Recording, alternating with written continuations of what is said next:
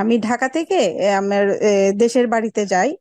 মানে বাপের বাড়ি যাই, তারপর ওখান থেকে আবার মানে শ্বশুর বাড়িতে যাই। বাপের বাড়ি হচ্ছে চিটং এ। আবার আবার চিটং থেকে আবার মানে রাঙ্গামাটি পর্যন্ত, অতটুকু পর্যন্ত আমি আবার শ্বশুর বাড়িতে যাই। হুম আমি হুম এখন বাপের বাড়িতে গেলে ভাইয়ের বাসা বা বোনের বাসায় উঠি। ওখান থেকে সপ্তাহখানিক থেকে আমি আবার শ্বশুর বাড়িতে যাই। তো হুম হুম। আমার কি সফরে কসর করতে হবে, না আমি পুরাটাই পড়বো? কসর করতে পারবেন। বাবার বাড়ি যখন আপনার বিয়ে হয়ে গেছে তখন বাবার বাড়ি আপনার নিজের বাড়ি নয়।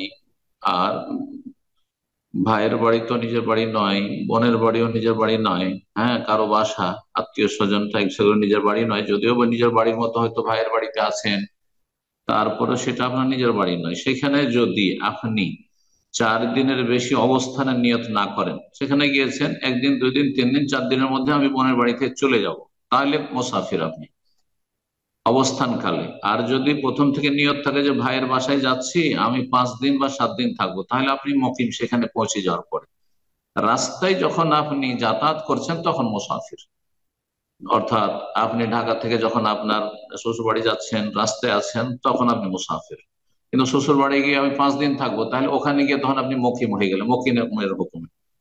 আর আরেকটি অবস্থা হচ্ছে আপনার জানা নেই, আমার 1-2 দিন কাজ শেষ হয়ে যেতে পারে, শ্বশুর বাড়ি গিয়ে চলে আসতে পারি, আবার সময়ও লাগতে পারে। এই আজকাল আজকাল করতে করতে যদি বেশি সময় হয়ে যায়, 10-20 দিন, 19 দিন, 20 দিন হয়ে যায়, তবুও কসর করতে পারবেন। আর 19 দিনের যে হাদিসটি রয়েছে নবী সাল্লাল্লাহু আলাইহি ওয়াসাল্লামের সফরের, সেটা এই ক্ষেত্রেই হয়েছে যে নবী সাল্লাল্লাহু আলাইহি ওয়াসাল্লাম ভাবছেন যে এই চলে যাব, এই চলে যাব, এই চলে যাব, করতে করতে 19 হয়েছে। ইচ্ছা করে নবী সাল্লাল্লাহু আলাইহি ওয়াসাল্লাম 19 দিন আছি আর কসর করছি। আর এই হাদিসটা বুখারী নিয়ে অনেক বলছে 19 দিন পর্যন্ত কসর করতে পারবো, 20 দিন পারবো না। এটা তাদের বুঝের ভুল। তাদের এই হাদিস থেকে ফিকহি মাসলা গ্রহণে তাদের ভুল সিদ্ধান্ত হয়েছে।